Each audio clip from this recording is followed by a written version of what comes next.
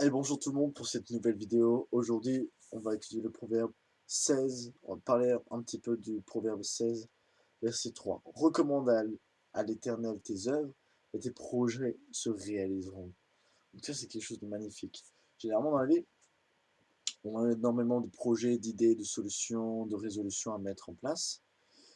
Mais généralement, toutes les choses que l'on planifie, eh ben, dans la réalité, généralement, c'est très différent. Ça ne se passe pas exactement comme on veut.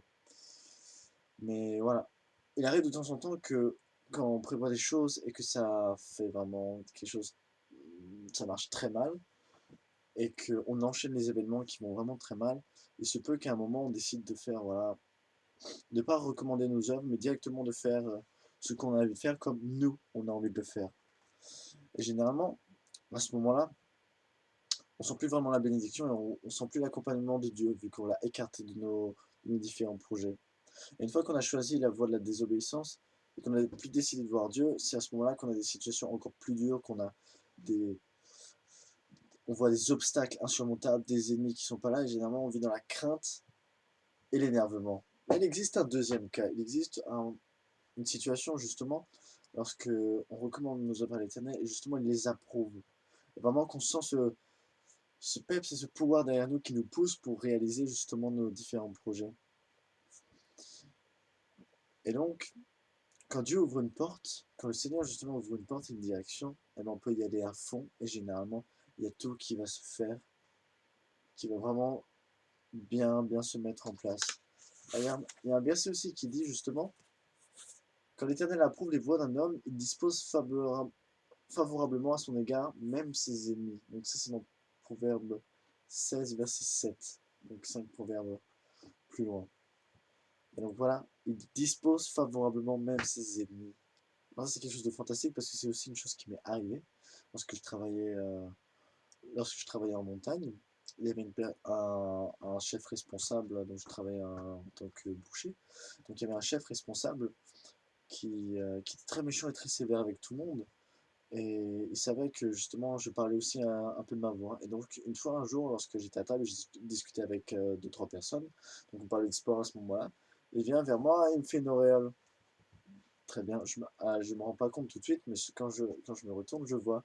Alors il a l'air d'un abruti parce qu'il fait ah voilà, c'est le mec super sain, il essaie encore de vous vendre je sais pas quoi. Alors justement, les personnes qui sont avec, maintenant tout simplement on parle de sport, retourne jouer. Et donc c'était amusant parce que cette situation, même un de mes pires ennemis, directement, c'est lui qui vient me faire la petite auréole derrière la tête pendant que je parle. Donc j'ai trouvé ça super cool et super marrant de la part de Dieu comme clin d'œil de voilà, quand tu es dans son plan, il dispose favorablement même tes ennemis. Alors, généralement, on a des désirs, des opinions, des décisions, des résolutions à faire. Mais généralement, il ne faut pas oublier qu'on a une autre réalité qui est au-dessus de nous. Et cette réalité, c'est celle de Dieu. C'est justement la volonté de Dieu. Alors, nous, on a accepté le Seigneur Jésus-Christ. Et le fait de l'avoir accepté, c'est de pouvoir aussi accepter de diriger autrement nos vies ou nos plans et aussi nos pensées. Parce que même Jésus-Christ, étant le Fils de Dieu, il a dû obéir. Le fait qu'il a été traîné à la croix dans la douleur, malgré ça, il a dû obéir et ne pas justement faire sa propre volonté, mais vraiment la volonté de Dieu. Est-ce que justement, nous, est-ce qu'on a bien compris cela, que justement, dans cette douleur ou dans les choses qui ne nous plaisent pas vraiment, finalement, il y a une finalité qui est plus grande qu'on ne comprend pas. Alors, il ne faut pas penser que la volonté de Dieu sera toujours contraire à la nôtre.